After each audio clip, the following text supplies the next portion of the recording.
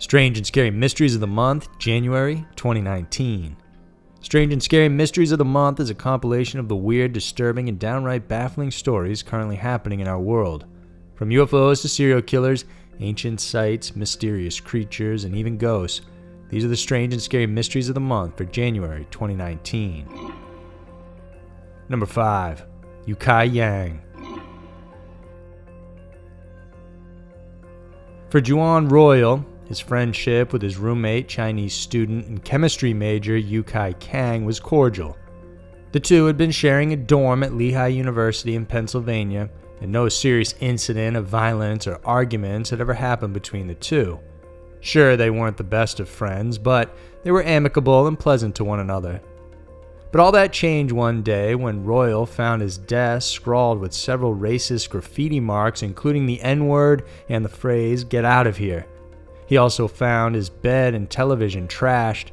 He reported it to police and also told them that in the months leading up to the racist messages, he had been experiencing random, unusual incidents. In February, Royal remembers drinking from a water bottle and feeling a burning sensation on his tongue, which left him sore for 4 days. Then twice in March, he got so sick he had to be taken to the hospital by ambulance. In one incident, he ended up vomiting for 45 minutes straight. When doctors examined him, they found out he had high levels of the toxic chemical thallium in his system. Thallium is often used as rat poison and, of course, is dangerous for human consumption. Eventually, police found out it was Yang that had scrawled the graffiti on Royal's desk, since his handwriting and testimony matched the police statement he offered authorities. Yang later admitted he also had been poisoning Royal and bought the thallium and other chemicals online. However, he said he bought the chemicals so he could use them on himself in case he failed his studies. Recently, Yang was charged with attempted homicide, simple and aggravated assault, and reckless endangerment. He was arrested and held in the Northampton County Jail with a bail of $200,000. However, authorities have since asked he be placed in jail without bond, since after posting bail, it was determined Yang attempted to leave the country to head back to China. Yang has since been suspended from school and his international student visa revoked. Number 4. Karla Stefaniak. It was a week-long birthday celebration for Carla Stefaniak. She and her sister-in-law, April Burton, spent the first few days in Costa Rica, surfing, soaking in hot springs, and eating fresh fruit from roadside stands. However, Burton had to fly back a day earlier for work, leaving Stefaniak to spend her last day in Costa Rica all alone. On November 27, 2018, Stefaniak drove Burton to the airport using a rental car. She returned the rental and then caught an Uber to take her to the Airbnb rental she was using for her last night in the country. The driver took her there. He waited for about an hour until she got settled in and then took her on a tour of the city, since they agreed earlier that he would. Carla got back to her villa at around 4 or 5 p.m. She sent a photo to Burton about where she was staying and said she was planning on heading to a jazz cafe that evening. Shortly after, she also sent a message to a group chat saying it was raining outside and the power was out. She also mentioned the situation as super sketchy. Afterwards, she spoke with friends and family until 9 p.m. when her phone died during a FaceTime call. Since then, no one had heard from her again. On November 28th, the day of her flight, a friend waited at the airport in Florida to pick her up and treat her to a post-birthday dinner party, but Carla never arrived. Her friend panicked when she found out from the plane crew that Carla had never even boarded her flight. Frantic, her family called the Airbnb owner. He said the security guard mentioned spotting Carla with her luggage leaving in an Uber at around 5 a.m. For the family, this was suspicious since her flight wasn't until 1:30 p.m. and she was only staying 20 or 30 minutes away from the airport. The family contacted the Uber driver that drove Carla to the rental the day before, and he said she had asked him to come back the following day at 8:30 a.m. to take her shopping and drive her to the airport. He showed and waited, but Carla never showed up. Her family contacted the Costa Rican authorities and soon ran a campaign on social media asking for information about Carla's whereabouts. They were thinking she had been kidnapped. For days, local police and her family frantically searched for her, posting on social media and pleading for assistance. Then on December 3rd, a body was found in a wooded area close to the villa where she was staying. Authorities asked the family to come to the morgue to identify the remains. Carla's father went and he confirmed it was his daughter, Carla Stefaniak. She had suffered multiple blows to the head, and when police searched the rental, they found suspicious liquid which looked like blood. During the investigation, police detained the villa's security guard, Bismarck Martinez, a Nicaraguan immigrant. At the time, he was staying in the next-door apartment from where Carla was renting. Even more, police were suspicious of the inconsistent statements he provided when he was initially questioned about seeing Carla leaving early in the morning. Even though Martinez is the only one in police custody at the moment, authorities believe there may be 3 to 4 other people involved in the crime. They say this crime was sexually motivated, and as of now, the investigation is ongoing and many of the details remain sealed. Number 3. Tiny aliens. Discovered in Chile's Atacama Desert in 2003, a 6-inch long skeleton nicknamed Ada baffled scientists and archaeologists. Nothing similar to it had ever been found before or since. The skeleton featured an elongated skull. What's more, even though it's the size of a fetus, the bones are so developed it resembled that of a 6-year-old child. A businessman named Ramon Navio Osorio first bought the skeleton, and in 2012 he allowed Dr. Stephen Greer, a medical physician and now alien scientist, to examine the remains. The skeleton was placed under X-ray and a CT scan was done as well. Greer also sent samples of Ada's bone marrow to Gary Nolan, an immunologist from Stanford University. Nolan and company concluded that after sequencing the DNA, it was determined to be from a human being.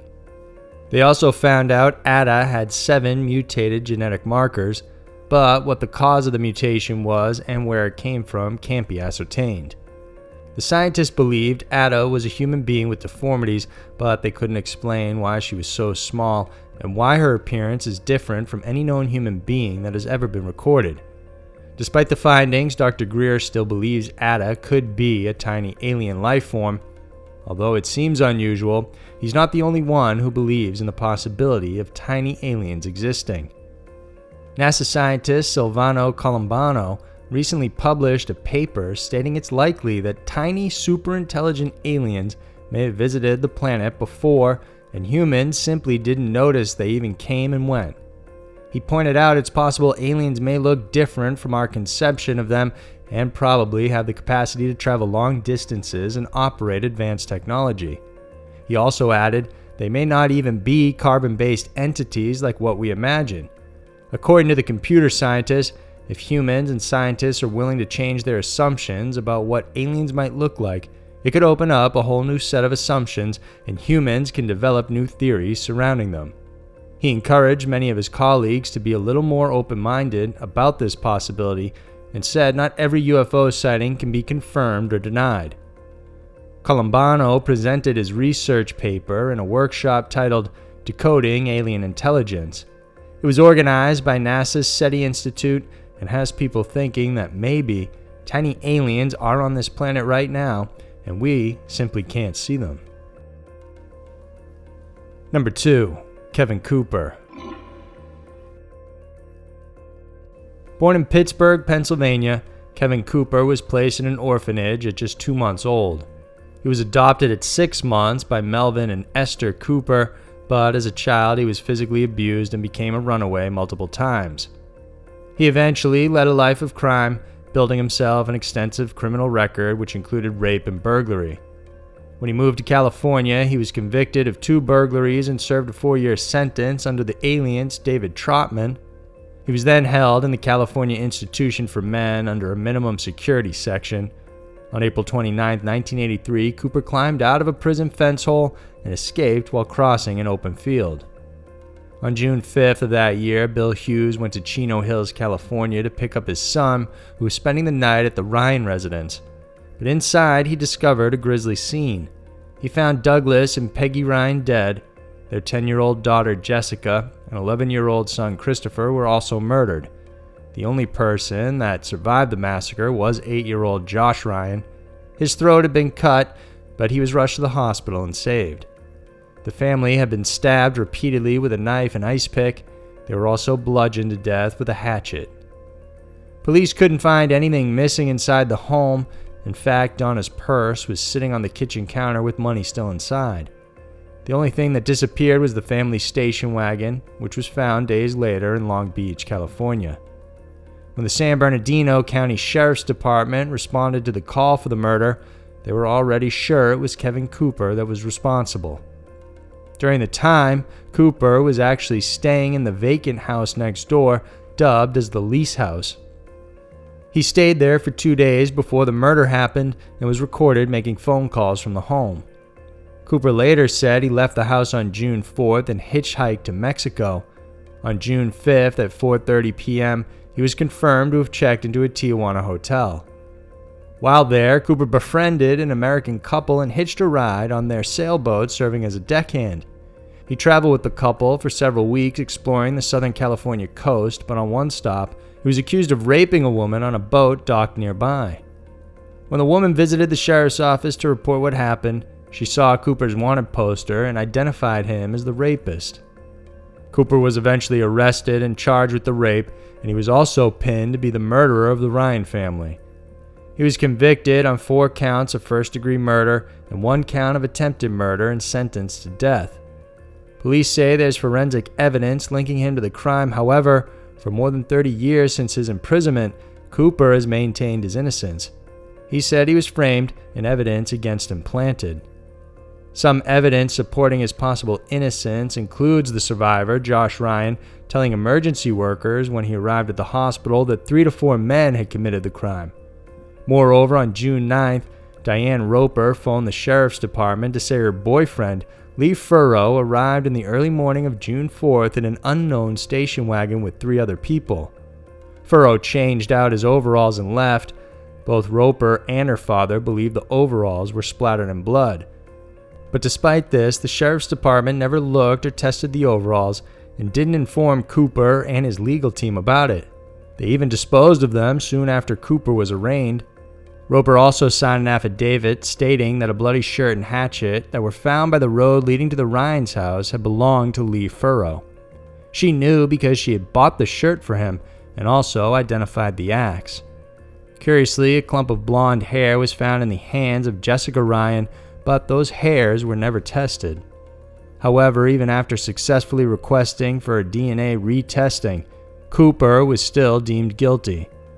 He was denied clemency in 2004 by Governor Schwarzenegger, but in 2018, Governor Brown ordered new and advanced DNA testing for Cooper, stating that even though he doesn't have any opinion on whether he is guilty or innocent, the controversy over the evidence and the possibility of police corruption has remained too long.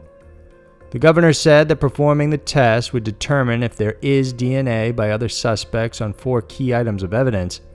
If the testing reveals no new DNA information is linked to a new person, then the matter should be closed. However, it could also show that Kevin Cooper has been innocent all along. Number 1. Elwin Crocker Sr. Acting on a tip, Georgia police officers searched the Guyton, Georgia home of 50-year-old Elwin Crocker. Their goal was to do a welfare check since one of his children, Mary, hadn't been seen for several months. However, the search ended in the arrest of the former Walmart Santa and his family after police uncovered the remains of his 2 children buried in his backyard. The first of the 2 victims were Elwin Crocker Jr., who was last seen 2 years ago in November of 2016. Although he had been gone for a while, no missing persons report was ever filed for the then 14-year-old. The other body found was of his sibling, Mary Crocker, who was last seen in October of 2018. The 2 children were once enrolled in an Effington County school before they were pulled out and homeschooled. When the neighbors were interviewed, they said they used to always see Mary doing yard work. A lot of the kids at school also said they did notice something was wrong because her hands were always raw and red from having to work. Police still aren't sure how the children could have gone missing for so long without anybody knowing. Aside from the fact they weren't reported, It's believed their biological mother is in another state and homeless. During police investigations, it was determined that it wasn't just Crocker Sr. who knew of the death of the children. Apparently, when police questioned others living in the home where Mary was, Crocker's wife, Candace, Candace's mother, Kim Wright, and her boyfriend, Anthony Prater, all lied and said Mary left to move in with her mother. But police believe they all knew the two children were dead and buried in the backyard. Another child, Candace Crocker, who had special needs, was found in the home. Police took custody of the child, taking her to a hospital to make sure everything was all right. As for the cause of death of the children, the autopsy is finished, but police are still waiting for the toxicology reports. All 4 of the suspects are currently in jail. So there were the strange and scary mysteries of the month for January 2019. Every day we encounter strange and mysterious stories that most of us don't know what to make of. These are just a handful, but there's still so much more to discover. If you enjoyed watching this video, then please subscribe to our channel and hit the notification bell. We have new videos every Wednesday and Saturday that we know you'll want to check out. Thanks for watching, and we'll see you soon.